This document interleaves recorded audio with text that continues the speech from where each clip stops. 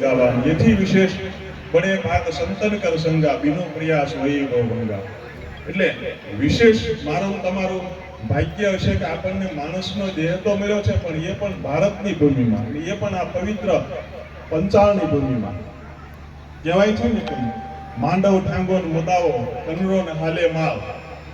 મચ્છુ ભાદરનું માવતરી પાવન ધરા પંચાળ ત્યાં પાવન ધરા પંચાળની અંદર આપણે અવતાર થયો છે એટલે એ ખૂબ વિશેષ મહત્વની વસ્તુ છે પણ આવરૂડો માનવ દેહ મળ્યો છે એળે ન જાય એને ભક્તિ તરફ વાળવો જોઈએ એને સમરણ તરફ વાળવો જોઈએ એને જ્ઞાન તરફ વાળવો જોઈએ અને જે કાંઈ લક્ષ્યની પ્રાપ્તિ છે એ પ્રાપ્તિ માટે થઈને પ્રયત્નો કરવા ખૂબ જરૂરી છે જીવનની અંદર સેવા અને સમરણ આ બે વસ્તુ તો હોવી જ જોઈએ એટલે જ કહેવાય છે કે જીવનમાં સેવા જો આવશે તો અહંકાર આપમેળે છૂટી જશે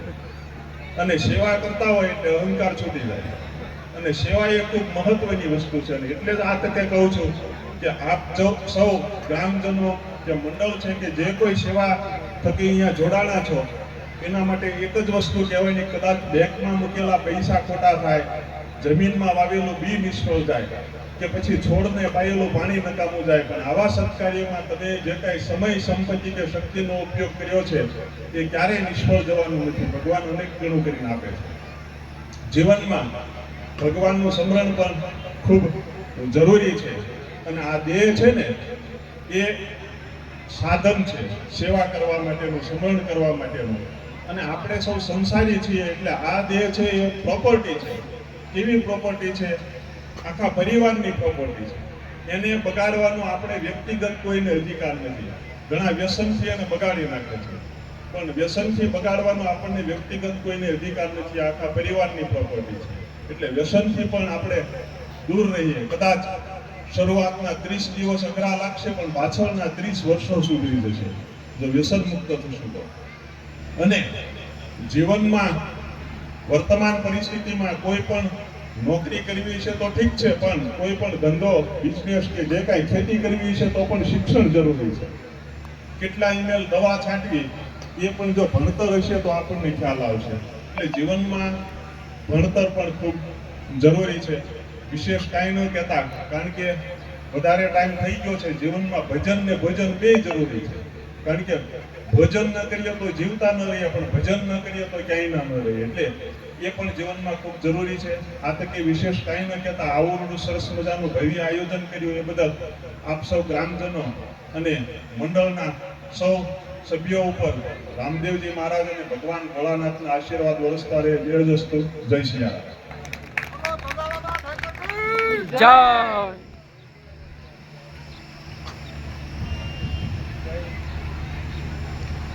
જય રામાપીર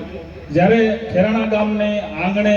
અને રામાપીરની બગલમાં જ્યારે આ રોડું આયોજન થઈ રહ્યું હોય ત્યારે ખાસ કરીને જ્યારે આપણે આ પ્રસાદ ગ્રહણ કરી રહ્યા છીએ અને જે ધર્મ સભાનું આયોજન કર્યું છે તે આ રામાપીરનું તો દરેક કાર્યમાં આ જમીન અર્પણ કરે જ છે ગમે એ હોય પણ જ્યારે આ દિનુભાઈ અહમદભાઈ દાદલ કાળુભાઈ અહમદભાઈ દાદલ આ જમીન ગમે ત્યારે કોઈ પણ કાર્ય હોય ત્યારે તેમનો આંકડો હોય છે કે ગમે ત્યારે અમને પૂછવાનું નહીં આ જમીન તમારા માટે અને ગામ માટે ધાર્મિક કાર્ય માટે ગમે ત્યારે અમે આપી દઈશું અને દરેક કાર્યમાં તેઓ સેવામાં પૂરેપૂરો સહયોગ અને સહકાર આપે છે એમના માટે પણ ધન્યવાદ દેવા પડે અને બંને ભાઈઓને વિનંતી કરીએ આપ વધારો આપનું સન્માન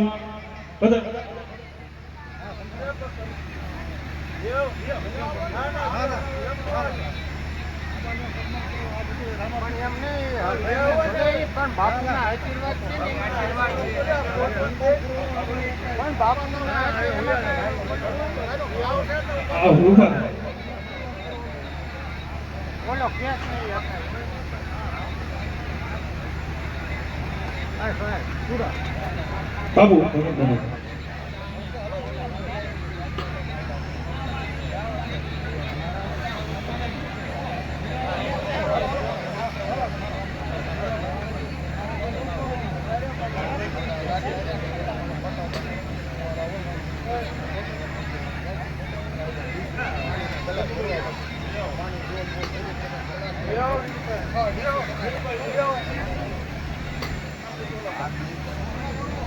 આપું ને ફોટા પાડવા तो सब तो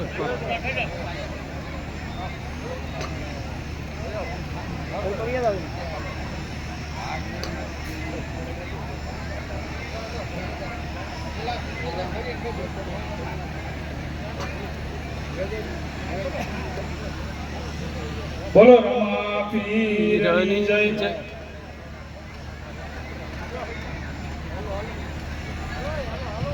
આપણે ચોટીલાથી પધારેલા પ્રકાશગીરી બાપુ અને પોલીસ શ્રી પ્રવીણભાઈ ખાચરને વિનંતી કરીએ આપ પધારો સ્ટેજ ઉપર. આપનું સન્માન, આપનું પણ યોગદાન છે. આપ પધારો, સ્ટેજ ઉપર પધારો.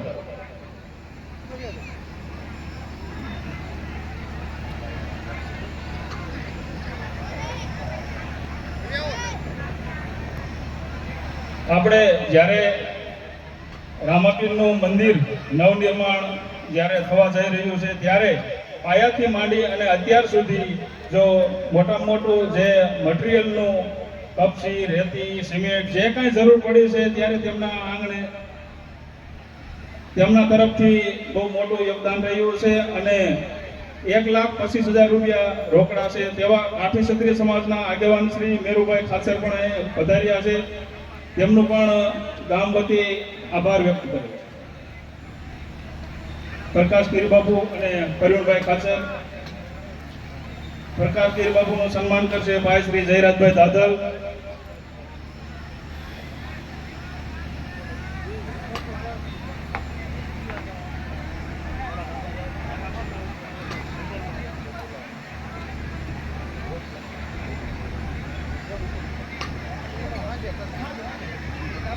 બોલો રામા પીરની જય.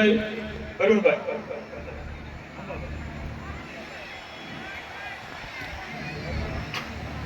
અરુણભાઈ ખાચર પોલીસ શ્રી ચોટીલા, તેમનું સન્માન કરશે ઉમાભાઈ દાદા. બોલો રામા પીરની જય.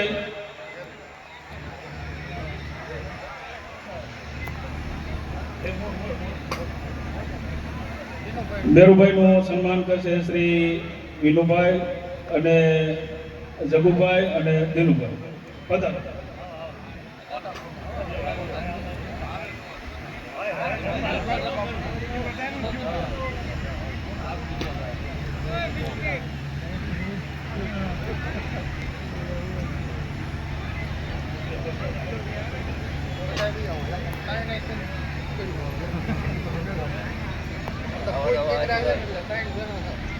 હવે આમ જો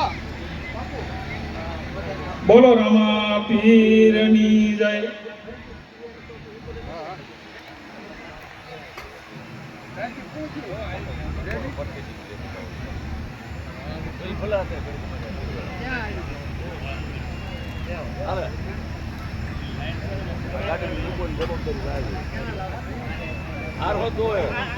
મૂર્તિ પ્રતિષ્ઠામાં પધારેલા તમામ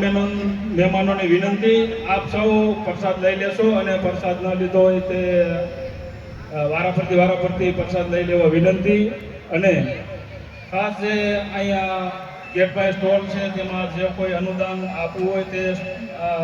પોસ્ટ પાવતી મેળવી અને લખાવી લેશો. અને રામાપીરનો ફોટો પણ પ્રસાદ રૂપે આપે છે તે લઈ લેવા વિનંતી. બાપુને વિનંતી, આપ સૌ પ્રસાદ લેવા પધારો.